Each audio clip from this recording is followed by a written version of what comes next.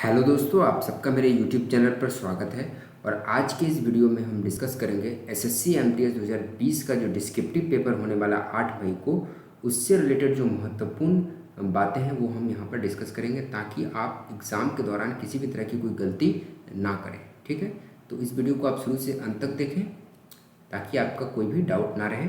तो चलिए हम इस वीडियो को शुरू करते हैं। सबसे पहले बात करते हैं कि एमटीएस जो डिस्क्रिप्टिव पेपर होता है उसका जो पैटर्न है वो कैसा होता है। ठीक है, तो ये जो पेपर होता है वो 50 मार्क्स का होता है। ठीक है, जिसमें 50 मार्क्स होता है, जिसके लिए आपको 30 मिनट का समय दिया जाता है। ठीक है, और जो स्क्राइब्स जिन मतलब कि जो फिज़िकली हैंडीकैप्ड हैं या फिर जो किसी भी तरह की डिसेबिलिटी से पीड़ित हैं और जिसको स्क्राइब की ज़रूरत है, उनके लिए 40 मिनट्स का टाइम जो है वो दिया जाता है। और फिर अगर बात करते हैं कि इस एग्ज़ाम में आपको करना क्या होता है, तो इस एग्ज़ाम में आपको शॉर्ट एसे या फिर लेटर जो है आपको लिखना होता है। ठीक है, दोनों में से कोई एक ही लिखना होता है। ठीक है, इसके लिए आपको कौन कौन सी भाषाएं में आप जो है इस पेपर को लिख सकते हैं वो यहाँ पर दिया गया है। ठीक है, हिंदी, इंग्लिश, असामीज़, बंगाली। ठीक है, तो इतनी सारी भाषाएं जो है 23 भाषाओं में आप इस पेपर को लिख सकते हैं। ठीक है, उसके बाद इसकी बात करें तो ये पेपर जो होता है वो क्वालिफाइंग इन नेचर होता है। मतलब कि यदि इस पेपर में आप जो मार्क्स स्कोर करते हैं उसको फाइनल मेरिट वक्त बनाते वक्त उसको ऐड जो है वो नहीं किया जाएगा। ठीक है, और तो इसका जो मिनिमम क्वालिफाइंग मार्क्स होता है, मतलब कि इतना मार्क्स आपको लाना ही पड़ेगा। यदि आप यूआर कैटेगरी से बिलोंग करते हैं, अनरिजर्व कैटेगरी से बिलोंग करते हैं, तो आपको 20 मार्क्स मिनिमम यानी 40% मार्क्स जो है आपको लाना पड़ेगा। और बाकी जो कैटेगरीज हैं SC ST OBC, उनके लिए आपको कितना लाना होगा, 17.5 मार्क्स। ठीक है, 35% ऑफ 50। ठीक है, तो इतना मार्क्स आपको मिनिमम तो लाना ही होगा, तभी आप इस एग्ज़ाम को, इस पेपर को क्वालिफाई कर पाएंगे। अदरवाइज़ आप फेल हो जाएंगे। ठीक है, आपका जो है वो फिर उसका कोई वैल्यू नहीं हो जाएगा। जो आपने CBT जो कंप्यूटर बेस्ड टेस्ट दिया है उसका फिर कोई वैल्यू नहीं होगा अगर आप ये एग्ज़ाम फेल हो जाते हैं तो। ठीक है, तो ये आपको ध्यान रखना है, ये पेपर भी इम्पॉर्टेंट है। अब आगे बढ़ते हैं। देखिए, जो आपका जो डिस्क्रिप्टिव कॉपी होगा उसका जो फ्रंट पेज होगा कुछ इस तरह का दिखने को मिलेगा। ठीक है, मैं इसको जूम कर देता हूँ। देखिए, तो सबसे पहले जो है यहाँ पर ध्यान ये देना है कि हमें जो जो भी चीज़ें यहाँ पर हमें फिल करनी है उनको बहुत ही ध्यान से फिल करना है। अगर एक भी गलती हो जाती है तो आपकी पूरी कॉपी जो है वो रिजेक्ट हो जाएगी और आप फेल हो जाओगे। ठीक है, आपने जितनी भी मेहनत करी है वो सब पानी उस पर पानी फिर जाएगा। ठीक है, तो ये आपको ध्यान रखना है। तो यहाँ पर आपको रोल नंबर भरना है और एक बार रोल नंबर भरने के बाद उसको अच्छे से चेक करें 2-3 बार। ठीक है, कि कहीं कोई गलती ना हो जाए। ठीक है, ताकि कोई गलती ना हो जाए। उसके बाद फिर देखिए यहाँ पर आपको क्या करना है, अपना हस्ताक्षर करना है, अपना सिग्नेचर करना है। ठीक है, उसके बाद यहाँ पर लेफ्ट हैंड थंब इम्प्रेशन दिया हुआ है। ठीक है, तो आपको लेफ्ट हैंड थंब इम्प्रेशन ही देना है, भूल से राइट हैंड नहीं देना है। ठीक है, उससे भी आपकी कॉपी रिजेक्ट हो सकती है।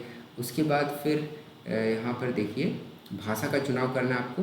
ठीक है, लैंग्वेज आपको जिस भी भाषा में लिख रहे हैं, इंग्लिश में, हिंदी में या बंगाली में।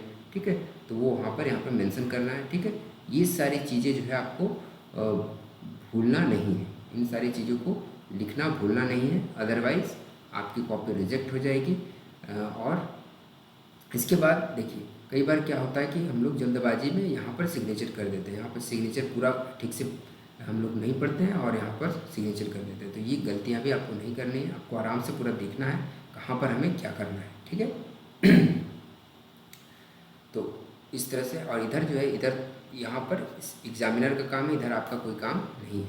ठीक है, तो इस तरह से मैंने आपको पूरा पेपर का जो है जो फ्रंट पेज है उसके बारे में मैंने सारी चीज़ें बता दी है। ठीक है, और एक चीज़ इसमें आप ध्यान रखेंगे कि जब आप पेपर लिख रहे हैं तो आपको किसी भी तरह का कोई भी पर्सनल आइडेंटिटी रिवील नहीं करनी है। मतलब कि अपना नाम, चाहे वो इमेजिनरी हो या रियल हो, कोई भी नाम जो है वो आपको नहीं लिखना है, ना ही उसमें कोई एड्रेस लिखना है, ना ही आपको मोबाइल नंबर लिखना है, ना ही रोल नंबर लिखना है। जो पेपर में आप लिख रहे हैं उसमें रोल नंबर भी नहीं लिखना है। ठीक है, उसके बाद देखिए, नहीं तो अगर आप ये लिखते हैं तो आपको क्या होगा, 0 मार्क्स मिल जाएगा। मतलब कि आपकी कॉपी इवैल्यूएट नहीं की जाएगी और आप फेल हो जाओगे। ठीक है, तो इन सब बातों को आपको ध्यान रखना है। ठीक है, और एक बात और यहाँ पे मैं बता देता हूँ कि अगर आप इंग्लिश में लिख रहे हैं तो आप हिंदी वर्ड यूज नहीं करेंगे, और हिंदी में अगर लिख रहे हैं तो वहाँ पर इंग्लिश वर्ड भी यूज नहीं कर सकते, ठीक है। नहीं तो आप उसमें भी आपको दिक्कत जो है वो हो सकती है। तो इन सब बातों का आप ध्यान रखें, ठीक है। चलिए अब हम आगे बढ़ते हैं। देखिए एमटीएस का जो प्रीवियस ईयर पेपर है, कुछ इस तरह का क्वेश्चन जो है वो पूछा गया था यहाँ पर, ठीक है। तो इस तरह से आपका पेपर में जो है वो लिखा होगा कि किसी निम्नलिखित में से किसी एक विषय पर निबंध लिखिए। तो इस तरह से आपको 5 टॉपिक दिया जाएगा, इसमें से आपको किसी एक टॉपिक पर निबंध लिखना है। अगर आप निबंध लिखना चाहते हैं तो इनमें से कोई एक निबंध चूज़ कर लें, या फिर अगर आप लेटर लिखना चाहते हैं तो इन 5 में से कोई एक लेटर आपको लिखना है, ठीक है। ये नहीं कि दोनों लिखना है, नहीं, बिल्कुल भी नहीं। लेटर चूज़ कर रहे हैं तो आपको लेटर इन 5 में से कोई एक लिखना है, और निबंध चूज़ कर रहे हैं तो इन 5 में से कोई एक निबंध लिखना है, ठीक है। तो मगर मेरा सजेशन ये रहेगा कि आप लेटर को ही प्रेफर करें, क्योंकि लेटर को लिखना 30 मिनट में लिखना बहुत ही आसान है, ठीक है। आप आराम से सोच करके आप लिख सकते हैं, क्योंकि इसमें फॉर्मेट होता है, फॉर्मेट के भी नंबर मिलते हैं। तो अगर फॉर्मेट को अगर आपने ठीक ठाक अगर आपने फॉलो किया होगा तो आपको उसके भी नंबर आसानी से मिल जाते हैं, और थोड़ा बहुत आपने लिख दिया होगा तो आपका नंबर जो है वो आप आसानी से जो है वो अच्छे खासे नंबर आपको मिल जाते हैं। और ऐसे में क्या है कि इसमें आपको सोचना पड़ता है, ठीक है। और कई बार क्या होता है कि हम लोग पॉइंट जो है वो भूल जाते हैं, जिसके कारण ऐसे जो वो इम्प्रेसिव नहीं हो पाता है, ठीक है। ऐसे जो है वो इम्प्रेसिव नहीं होता है, जिसके कारण हमें अच्छा फील नहीं होता है कि मैंने ऐसे अच्छा नहीं लिख पाया, ठीक है। तो वो सारी चीज़ें आपको नहीं करनी है एग्ज़ाम में। तो अगर आप निबंध अगर आप अच्छा लिख सकते हैं तो बेशक आप निबंध लिखें, ठीक है। पर मैं आपको सजेस्ट करूँगा कि आप लेटर को ही प्रेफर करें, ठीक है। क्योंकि आपको यहाँ पर कोई पहाड़ नहीं तोड़ना है, बस आपको एग्ज़ाम को क्वालिफाई करना है, तो आप लेटर को ही प्रेफर करें। और इसके लिए मैं जो है एनसीईआरटी या फिर सीबीएसई बोर्ड की कोई भी बुक जो है हिंदी की या फिर इंग्लिश की जो भी है उसको फॉलो करें, और उससे वहाँ से क्या होता है कि एज इट इज जो है वो क्वेश्चन जो है वो यहाँ पर पूछ लिए जाते हैं, ठीक है।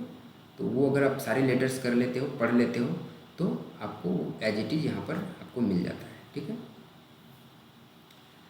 अब हम आगे बढ़ते हैं। हाँ, तो देखिए इस तरह का आपको जो है डिस्क्रिप्टिव का कॉपी जो है वो देखने को मिलता है। तो इसमें आपको लेटर या ऐसे लिखना होता है, ठीक है।